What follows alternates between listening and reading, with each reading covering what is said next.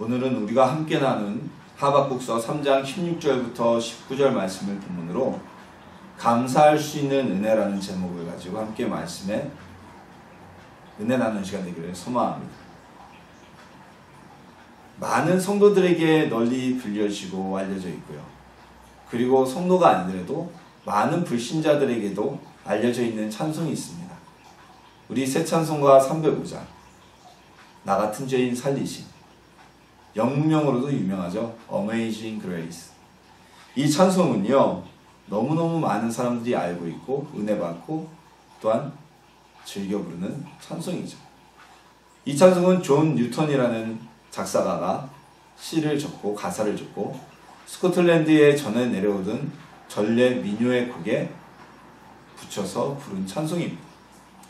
근데 이 작사가였던 존 뉴턴이라는 사람은 좀 특별한 이력을 가지고 특이한 이력을 가진 사람이었습니다. 이 사람은 18세기에 성행했던 노예, 매매, 그 핵심에 있었던 아프리카 동부아의 해안에서 평화롭게 살고 있던 흑인들을 급습해서 그들을 사로잡아 마치 서랍에 사람을 끼워 넣듯이 배에 싣고 유럽에 와서 그 노예를 판매하던 노예상이었고 노예를 실어 나르던 노예선의 선장이었습니다. 사람을 잡아 파는 노예상이다 보니 흑인을 사람으로 보지 않았고요. 조금이라도 반항하면 그들의 생명을 빼앗는 것에 아무런 죄책감을 느끼지도 못했습니다. 노예선 선장 중에서도 포악하기로 소문났던 바로 이 존 뉴턴이 어느 날 해적선의 급습을 받아 자신 역시 노예로 전락하는 신세가 되어 시간을 보내게 됩니다. 그 뒤 노예에서 해방된 이후 존 뉴턴은 예수님을 만나 회심하게 되었고 그 역시 예수님의 말씀을 전하는 자가 되었습니다. 그리고 자신의 과거, 그렇게 추악하고 포악했던 노예선 선장이었던 자신의 과거를 돌아보면서 그런 포악한 죄인까지 구원해 주신 하나님의 은혜에 감사한 찬송이 바로 이 나 같은 죄인 살리신이라는 찬송입니다. 이 찬송은 쓰여진 지가 수백 년이 지났습니다. 하지만 동양과 서양을 막론하고 오늘날까지도 많은 성도들의 가슴에 울림을 주는 찬양입니다. 그 가사가 바로 많은 사람들의 마음에 내 이야기처럼 느껴지기 때문이죠. 오늘은 추수감사주일입니다. 오늘날 도시에서는 농업을 직업으로 삼는 분들이 많지 않습니다. 아주 극소수입니다. 우리 교회에도 농업을 직업으로 삼으시는 성도님들은 한 분도 계시지 않습니다. 게다가 11월 셋째 주라는 이 날짜는 10월이면 추수가 모두 다 끝나는 우리나라에는 절기가 맞지 않습니다. 왜냐하면 초기 선교사들이 11월 셋째 주 미국에서 자신들이 지키던 추수감사 주일 절기를 그대로 도입했기 때문이죠. 그리고 그 전통을 우리 교회가 받아들여서 지켰기 때문입니다. 이렇게 절기도 맞지 않고 농사 짓는 사람도 거의 없는 도시교회에서도 추수감사 주일을 지키는 이유는 무엇일까요? 우리가 추수감사 주일을 지키는 것은 우리가 농사를 짓고 추수할 곡식에 대한 감사를 드릴 수는 없지만 감사주일을 통해서 하나님께서 우리에게 주셨던 그 은혜에 감사하는 시간을 다시 한번 가질 수 있기 때문입니다. 우리가 오늘은 하박국서 3장 본문을 통해서 하나님께서 우리에게 주신 감사를 한번 돌아보는 시간 되기를 소망합니다. 하박국서의 감사는요, 우리가 알고 있는 일반적인 차원의 감사와는 다릅니다. 우리도 말씀을 나누면서 하박국처럼 한 차원 높은 감사를 드릴 수 있는 성도가 되기를, 하나님의 자녀가 되기를 예수님의 이름으로 소망합니다. 자, 감사는 무엇일까요? 일반적으로 우리가 얘기하는 감사는요, 나에게 주어진 것에 대한 결과물에 대한 감사함을 표현하는 것이죠. 자, 예를 들어서 건강하고요, 내가 지금 복된 가정이 있고요, 안정된 직장이 있고요, 이런 사실에 대해서 많은 사람들이 감사할 수가 있습니다. 근데 이런 사실은, 이런 감사는요, 누구나 다 할 수 있는 거죠. 물론 오늘 이 시대에는 이렇게 당연히 감사해야 될 일에조차도 감사하지 못하는 사람들이 대다수인 시대이지만요, 이런 평범한 감사들, 나에게 주어진 결과물에 대한 감사들은 누구나 할 수 있는 감사입니다. 그런데 오늘 본문에 기록된 하박국의 감사는요, 이런 일반적인 감사와는 차원이 다릅니다. 도대체 하박국은 어떤 감사를 드렸길래 차원이 다르다고 할까요? 하박국이 하고 있는 감사는요, 고난을 눈앞에 두고 하고 있는 감사입니다. 16절에서는요, 고통을 목전에 든, 눈앞에 든 하박국의 상태를 다음과 같이 스스로 묘사하고 있습니다. 무리가 우리를 치러 올라오는 환난 날을 내가 기다림으로 썩이는 것이 내 뼈에 들어왔으며 내 몸은 내 젖에서 떨리는도다. 이스라엘 민족이 우상을 섬기고 하나님을 믿지 않음으로 인해, 하나님의 율법을 어김으로 인해 이 민족을 심판하겠다는 하나님의 심판이 하박국을 통해 예언되어졌습니다. 그리고 그 하나님의 심판, 이방 민족을 통한 하나님의 심판이 어찌나 두려웠는지 하박국은 마치 뼈가 썩는 것 같은 고통, 문이 굳게 닫혀진 집안에 있었지만 두려움으로 인해서 덜덜 떨게 되는 상황에 부들부들 떨렸다고 자신의 모습을 묘사하고 있습니다. 이스라엘 민족이 우상을 섬기고 범죄함으로 인해서 하나님께서 그들을 심판하실 것이라는 이야기를 듣게 된, 응답을 듣게 된 하박국은요, 재앙이 눈앞에 임박했기 때문에 두려울 수밖에 없었습니다. 하박국은 그 심판의 선포를 직접 들었기 때문입니다. 하룻강아지는 범을 무서워하지 않습니다. 하지만 조금만 철이 들고 커다란 개들은요, 호랑이 앞에만 데려다놔도 꼬리를 말고 두려움에 벌벌 떨어버립니다. 하박국은 하나님께 직접 심판의 선포를 들었기 때문에 그 두려움이 너무나 클 수밖에 없었던 것입니다. 그런데 하박국은 참 이런 상황 속에서도 기뻐하고 즐거워하겠다고 외치고 있습니다. 어떻게 이럴 수가 있었을까요? 하박국의 상황이 전혀 감사할 수도 없는 상황이고 뼈가 썩는 것 같은 고통과 두려움에 덜덜 떨고 있었지만 어떻게 이럴 수가 있었을까요? 하박국의 상황이 획기적으로 나아진 것이었을까요? 하박국은 고난을 피해갈 수 있는 방법이 생기게 된 것일까요? 17절에서 하박국은 자신의 절망적인 상태에 대해서 노래합니다. 무화과 나무가 열매를 맺지 못하고 포도나무와 감람나무 역시 열매를 맺지 못하고 밭에도 먹을 만한 곡식의 소출이 없고 우리에는 양이 없고 외양간에도 소 한 마리 없는 모든 것이 텅텅 빈 상황을 이야기하고 있습니다. 오늘날에도 마찬가지입니다만 수천 년 전 농경사회에서 기근이라는 것은 엄청나게 치명적인 고난을 가져오게 되었습니다. 더군다나 그 기후 자체가 건조기후라 충분한 식량을 스스로 생산할 수 없었던 이스라엘 같은 곳은요, 기근이 들게 되면 정말 최악의 고통에 빠질 수밖에 없었어요. 이뿐만이 아니었습니다. 기근이 든 뿐만이 아니라 소와 양까지도 하나도 남지 않은 목축민족이었던 이스라엘에게 어떠한 소와 양도 없다는 것은 이들이 완전히 빈 털터리가 되었다는 것이 의미합니다. 소나 양이라도 있으면 소와 양을 끌고 나가 팔아서 곡식을 구할 수라도 있겠지만 이제 소와 양도 없는 완전한 빈털터리가 되었기 때문에 죽음을 목전에 두고 손가락을 빨고 굶어 죽을 수밖에 없는 최악의 상황에 처하게 된 것입니다. 요즘에도 가끔씩 정말 생활고 때문에 스스로 목숨을 끊는 분들의 이야기가 나오고 있습니다. 얼마 전에는 정말 생활고를 겪는 학생들이 생리대가 없어서 고통겪는다는 이야기를 제가 인터넷을 통해 본 적이 있습니다. 저는 이런 얘기를 들을 때마다 저뿐만이 아닐 겁니다. 가슴이 메어집니다. 다른 문제도 아니고 내가 병들어서도 아니고 망해서도 아니고 단 몇 푼 돈이 없어서 삶을 끊을 생각을 했다는 거죠. 그 결정까지 할 때는 그 당사자가 얼마나 고통스러웠을까요?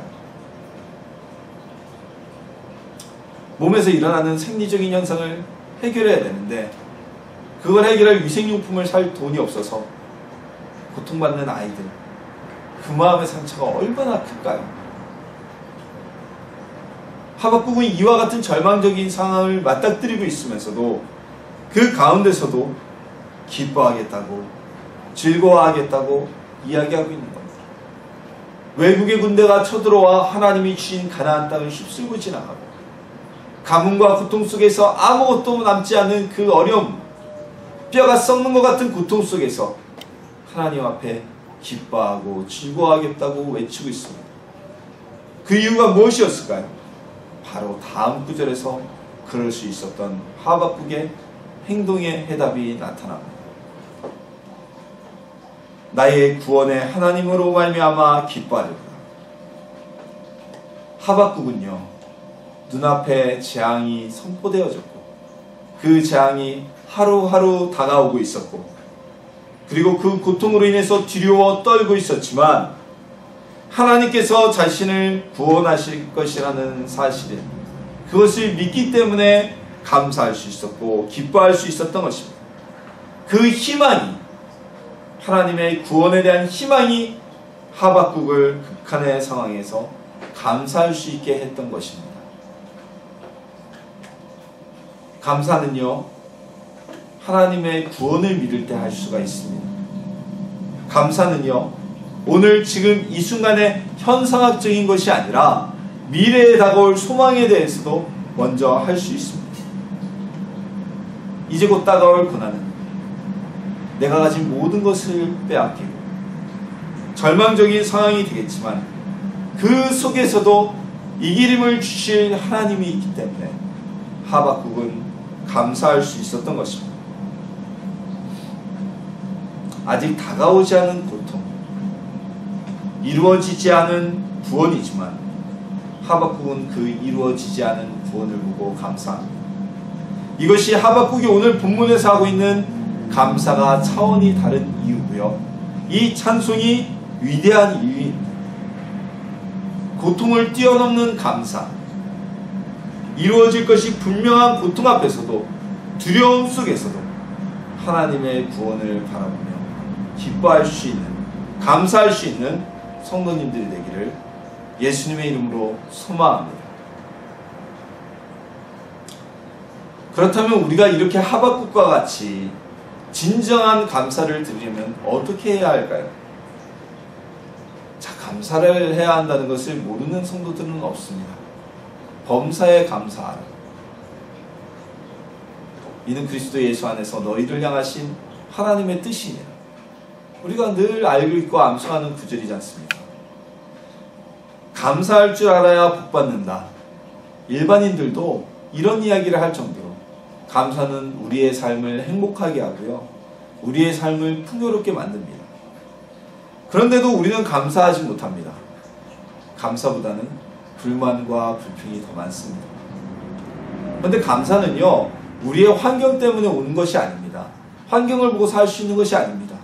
부자라고 감사하고요, 또한 건강하다고 감사하고요, 내가 가진 것이 많다고 인해서 감사할 수 있는 것이 아닙니다. 건강에도 불평하고, 돈이 많아도 불평하고, 좋은 직장을 다녀도 불평합니다. 근데 반대로 병이 들었는데도 감사하고, 돈이 없음에도 감사하고, 직장을 다니지 못함에도 감사하는 사람들이 있습니다. 이것은 어떤 차이일까요? 어떻게 하면 우리는 범사에 감사하는 삶을 살 수가 있는 것일까요? 진정한 감사는요, 우리의 영혼을 통해서 나오는 것입니다. 영혼에서 우러나오는 것입니다. 이것은 이성적인 작용이 아니라는 것이죠. 이성이 무엇입니까? 쉽게 얘기하면 이성은 우리의 생각입니다. 감사는요, 내가 이거 받았으니까 감사해야 해 해서 하는 게 아니라는 겁니다. 그런 감사는요, 얼마 가지 못합니다. 진정한 감사는 우리의 마음에서 우러나오는 것, 즉 우리의 영이 감사로 충만할 때, 은혜 충만할 때 감사할 수 있다는 것입니다. 생각으로 이건 내가 감사해야 돼, 내가 이건 하나님의 말씀에 감사하라고 했으니까 감사해야 돼. 환난을 앞두고도 구원이 예비되어 있다고 했으니까 감사해. 이런 생각이 아니라 나의 영혼에서 자연스럽게 감사가 샘솟아 오르게 된다는 것입니다. 이것이 진정한 감사의 모습이죠. 영에서 나오는 감사를 체험하려면 그 체험은 은혜를 통해서 우리가 얻을 수 있습니다. 이 은혜는요, 우리의 생각이나 노력이 아닙니다. 석가모니는요, 자신을 감사하고 행복하지 못하게 하는 번뇌를 이기기 위해서 고행을 하였습니다. 밥을 먹지 않았습니다. 육아에서는요, 많은 배움과 학식을 통해서 감사하지 못하게 하는 번뇌를 이기고 극복할 수 있다고 이야기합니다. 인도에서 시작된 요가는요, 어떤 우리의 몸을 유연하게 하는 것이 아니라 감사하지 못하게 하는 우리의 마음을, 번뇌를 사라지고자 하는 명상에서 시작된 것이 요가입니다. 하지만 이 모든 것은 진정한 감사를 하지 못하게 합니다. 아무 소용이 없습니다. MBN이라는 채널에서는요, 나는 자연인이다 라는 프로그램을 반영하고 있습니다. 이 프로그램을 보면요, 산속이나 또한 섬이나 이런 자연 속으로 들어가서 행복을 느끼며 감사를 누리며 사는 분들의 이야기가 나옵니다. 그분들의 공통점이 이렇게 얘기를 합니다. 세상에서 내가 사람들 사이에서 상처를 받고 괴로움을 받고 또는 몸이 아팠는데 이 자연에 와서 내가 회복되었다. 감사할 수 있는 삶을 살게 되었다라고 이야기합니다. 하지만 그분들의 감사 역시 진정한 감사는 아닙니다. 그분들이 그 자연을 떠나서 우리가 사는 이 마을과 도시 가운데로 돌아온다면 그분들이 가졌던 감사는 사라지게 될 것이기 때문입니다. 진정한 감사는요, 우리의 영혼에서, 마음에서 샘솟아 오르는 것입니다. 자, 성령 충만을 체험해 보신 분들은 그게 무엇인지 좀 아실 거예요. 자, 성령을 우리가 충만하게 체험한 이후에는요, 직후에는요, 기쁨과 감사가 막 샘솟아 넘칩니다. 이 마음속에서 솟아나는 기쁨과 감사를 우리가 진짜 체험할 수가 있습니다. 그 감사는요, 생각이 우선되지 않는 감사입니다. 평소에 감사하지 못했을 일에 대해서도 감사하게 됩니다. 아주 신비로운 체험이죠. 우리는 성령의 충만함을 받을 때 하박국과 같이 최악의 상황과 고통을 눈앞에 두고 있으면서도 감사할 수 있게 되는 것입니다. 성령님은 우리에게 은혜를 주시는 분입니다. 그 은혜는 우리가 감사하게 할 수 있는 은혜입니다. 성령님이 충만케 함께하는 사람은 그 영이 기쁘게 됩니다. 기쁠 수밖에 없습니다. 그러니 자연히 기쁜 영혼에서는 감사가 샘솟아날 수밖에 없는 것입니다. 극한의 상황에서도 찬송할 수 있는 것입니다. 오늘 본문은 여호와 하나님을 만나고 난 뒤 하박국의 기도입니다. 하박국은 은혜가 충만했습니다. 하나님을 만난 직후였기 때문에 그의 영혼에 충만함이 있었을 것입니다. 하나님의 영으로 가득 체험을 받았겠지요. 마치 모세가 하나님을 만나고 난 이후에 산에서 내려올 때 그의 얼굴에 광채가 비쳤던 것처럼, 모세 얼굴에 왜 광채가 비쳤겠습니까? 하나님과 오래 함께 있었기 때문에 그의 얼굴에 하나님의 영광이 함께 비춰져 나오게 된 겁니다. 우리 역시 마찬가지입니다. 하박국도 마찬가지였습니다. 하나님의 영이 충만케 되어지니 그의 마음에서 이 극한의 고통을 앞두고도 감사할 수 있는 은혜가 넘쳐났던 것입니다. 곧 있을 고통의 몸을 떨면서도, 두려워하면서도 자신을 구원할 하나님께 감사할 수 있었던 것입니다. 만약에 하박국이 하나님의 영으로 충만케 되지 못했다면, 하나님 고통이 올 때 저를 구원하시지 마시고 이 고통을 아예 오지 않게 하시면 되는 거 아닙니까? 그게 더 간단하지 않습니까? 이렇게 얘기했겠죠. 그게 합리적인 사람들의 생각이니까요. 왜 힘들게 고통받게 하시고 거기서 건져내려고 그러세요? 일 한 번 하세요. 그냥 고통 패스하게 해주세요. 그럼 되잖아요. 근데 하박국은 그러지 않았습니다. 하나님의 고통을 두려워하면서도 자신에게 올 고통을 두려워하면서도, 하나님은 어떻게 아니죠? 자신에게 올 고통을 두려워하면서도 그 가운데 구원하신 하나님께 감사할 수 있었던 것입니다. 이것은 성령이 그와 하나님의 영이 충만케 되었기 때문입니다. 성령님의 충만함을 통해서 우리의 영이 감사와 기쁨이 넘칠 수 있습니다. 그럼 성령님께서 우리에게 충만케 하시게 하려면 우리는 기도해야만 합니다. 기도만이 하나님과의 소통의 창구이고요, 하나님과의 만남의 장소이기 때문입니다. 기도하고 도움을 구할 때 성령님은 우리에게 충만하게 임재하실 것입니다. 깨끗해진 심령 가운데, 사모하는 심령 가운데 성령님은 더욱 충만케 채워주십니다. 성령 충만함을 받는 기도는요, 조용히 하는 묵상기도가 아닙니다. 우리가 기도의 종류에는 조용히 하는 묵상기도, 또는 소리를 내되 소곤소곤 조용히 자신에게만 들릴 정도로 하는 소곤소곤 하는 기도, 그리고 부르짖어서 외치는 통성기도 등이 있습니다. 하나님과의 그 단순한 만남, 그리고 나의 문제를 위해선, 작은 문제들을 위해선 묵상기도나 소곤소곤 하는 기도로 응답이 이루어질 수 있습니다. 하지만 성령님의 충만하심을 받으려면요, 우리는 소리내어 부르짖는 기도를 해야만 합니다. 사도행전에 마가다 락방에 모인 120여 명의 성도와 사도들이, 그들이 전혀 기도에 힘썼을 때 성령님의 강림하심이 그들 가운데 임재하였던 것처럼, 우리도 성령님의 임재를 사모하며 부르짖어 기도할 때 성령의 충만케 하심이 우리 가운데 넘쳐나게 될 것입니다. 성령님은 모든 믿는 자들의 마음에 기본적으로 계십니다.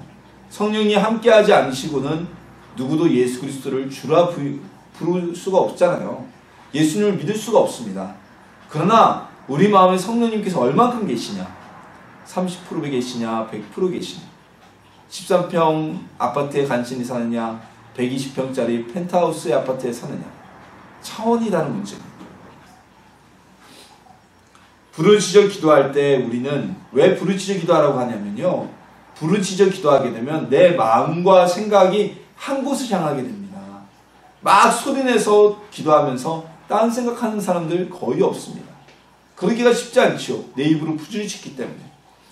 마음과 생각을 하나님께 향하게 될 때, 그때 불같은 성령, 바람같은 성령께서 우리의 마음에 가득히 충만하게 임재하게 되실 것입니다.